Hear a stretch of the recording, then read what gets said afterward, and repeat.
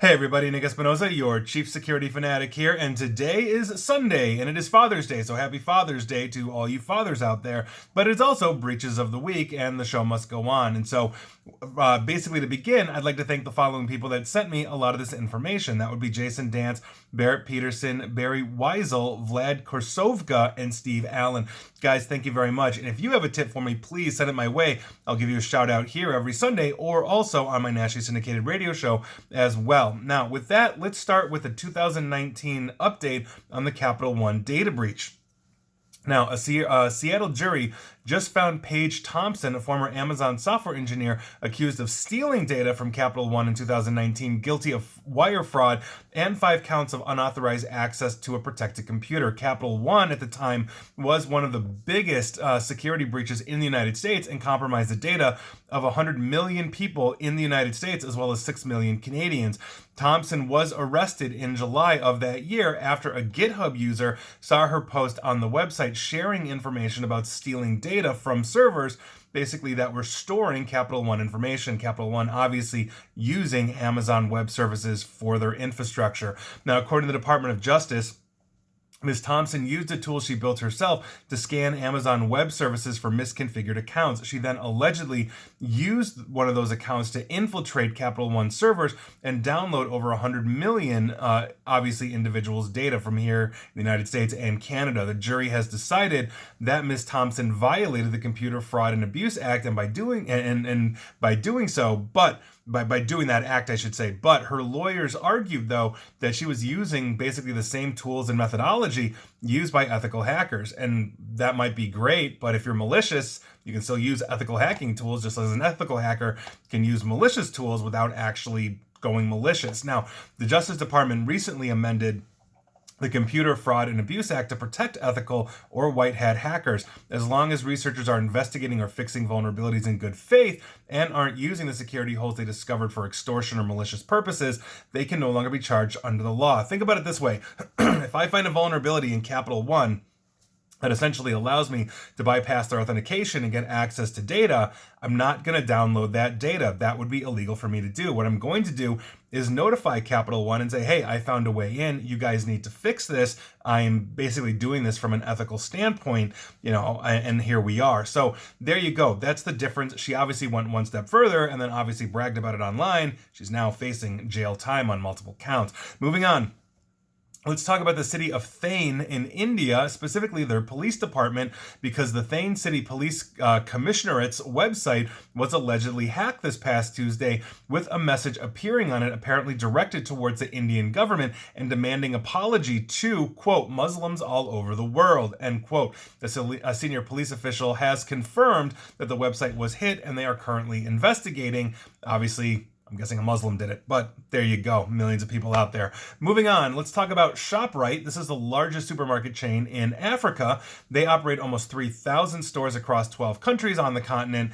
And basically, they got hit with a ransomware attack. Now, last Friday, the company disclosed that they suffered a security incident, warning their customers in Eswatini, Namibia, and Zambia that their personal information may have been compromised due to this cyber attack. The ransomware gang known as Ransom House took responsibility for this attack, posting basically evidence and samples of the 600 gigabytes of data they claim to have stolen. So heads up to you if you use ShopRite in one of the 12 countries in Africa that they operate in. Moving on, let's come back here to the United States and talk about Kaiser Permanente, the massive healthcare system. They recently disclosed a data breach that exposed the health information of more than 69,000 individuals. The company revealed in a notice published on their website that an attacker accessed an employee's email account containing basically patients' protected health information, or PHI, on April 5th of this year. And we're talking first and last names of patients, medical record numbers, dates of services, lab test result information, and more. So heads up if you use Kaiser Permanente. Next up is Technology Management Resources. This is a third party. They call themselves a lockbox payment processing solution, according to their website.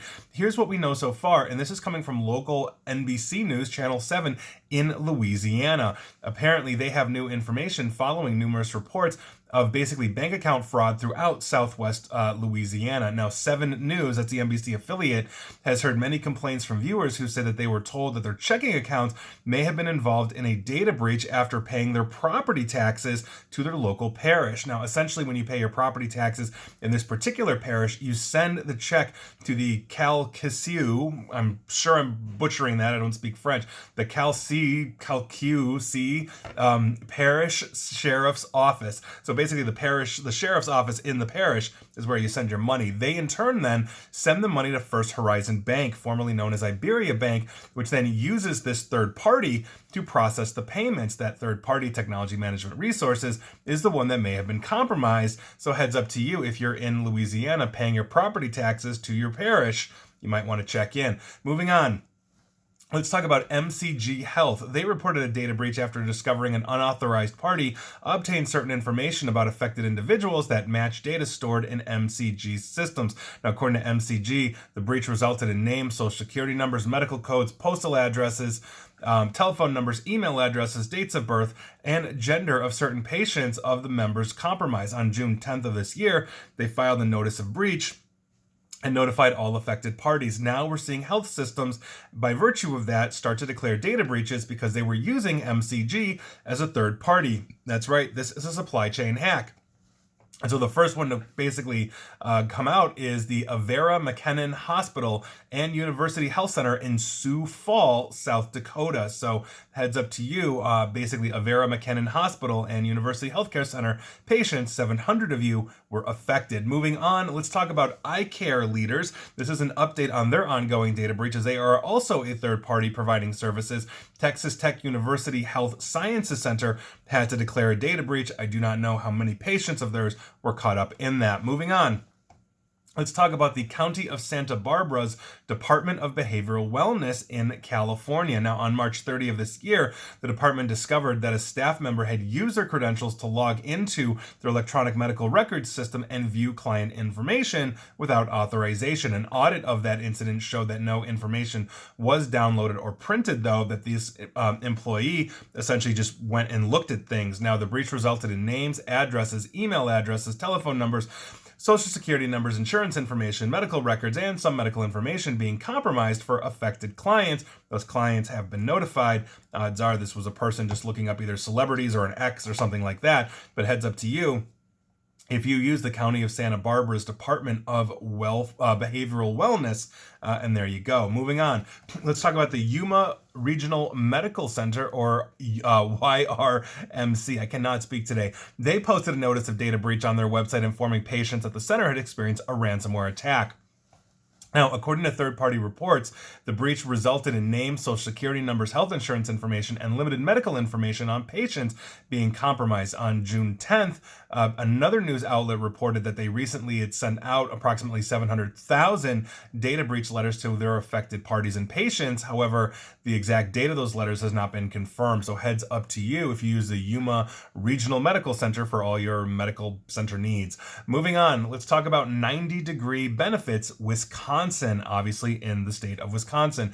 They reported a data breach following a data security incident involving the company's IT systems. Now, according to 90-degree benefits, the breach resulted in names, dates of birth, social security numbers, phone numbers, addresses, and health information of certain patients or consumers being compromised. So heads up to you if you have anything to do with 90-degree benefits, Wisconsin. Moving on, I want to give you a quick update on NetGain. This is the infrastructure provider's December of 2020 hack. This is basically a breach update because we still are seeing companies declare, and this one is Perkins & Co., known as Perkins. I haven't eaten in one of their restaurants in forever. I believe they still exist as a restaurant chain. Moving on.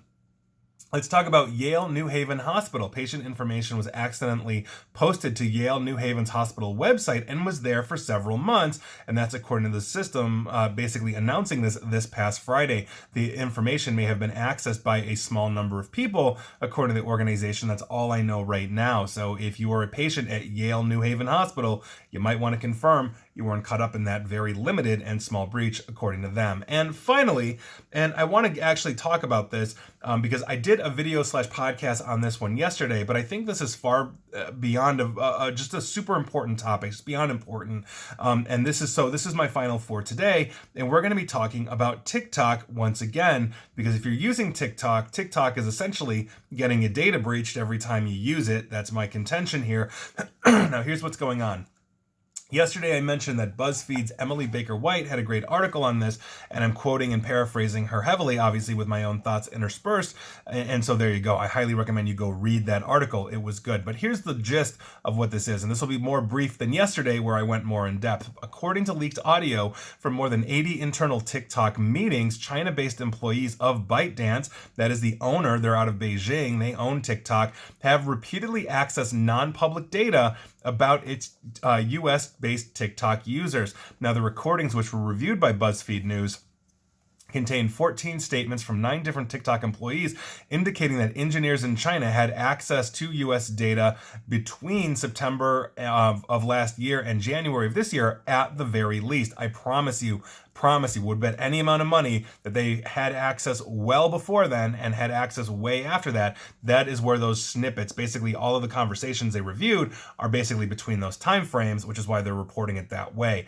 Now, despite the TikTok's executives' sworn testimony in October of last year at a Senate hearing that a, quote, world-renowned US-based security team, end quote, decides who gets to access the data, 9 statements by 8 different employees describe situations where US employees actually had to turn to their colleagues in China to determine how US data was flowing. The US staff did not have permission or knowledge of how to access the data on their own, according to the tapes. And that is a direct quote from that article. And so obviously that is a huge issue. If you're using TikTok and you are a citizen not of China, meaning let's say you're an American or a Canadian or German or wherever you are in the world, obviously this is a huge issue. TikTok, by virtue of essentially being very heavily aligned with the Chinese government, as all Chinese corporations are supposed to do, essentially give Chinese government access into their information. There's very deep ties among Chinese corporations that store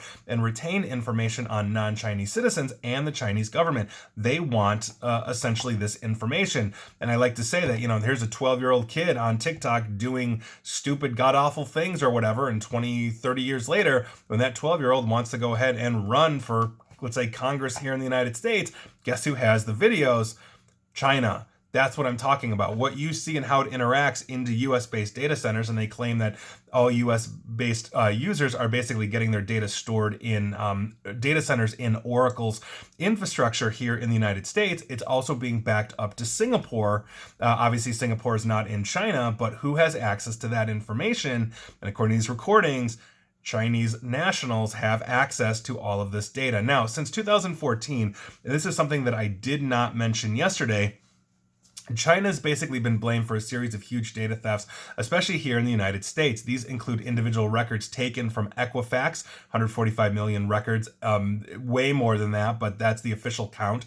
The hotel chain Marriott, they were basically caught up in that for 400 million records. U.S. health insurer Anthem, which is Blue Cross Blue Shield, 78 million, basically were caught up in that, basically here in the United States. And the U.S. Office of Personnel Management, which basically got 21 million U.S. citizens caught up. They store sensitive files on government workers, including fingerprints and information on security clearances. So this obviously is a huge, huge problem. This is not getting any better. And if you use TikTok in any which way, shape, or form, understand that it's not just you and, let's say, the people that follow you that see this. The Chinese government has access to a lot of back-end information. Not to mention, I mentioned yesterday, that a cybersecurity professional reverse engineered the TikTok app and noticed how evasive it was, how it was scanning for other apps, scanning the infrastructure, meaning it's connected to the wireless in your house. It's trying to identify essentially all the other devices connected to Wi-Fi and on and on and on. This is essentially a surveillance app first, a stupid video app second. You can't say you haven't been told. Those were your breaches of the week. It was a little bit of a short week this week, but here we are. And please like, share, follow me here on Facebook and Twitter at NickAESP. And please feel free to subscribe to me at YouTube as well. And as always, stay safe, stay online, and please attempt to stay private. Thanks, everyone.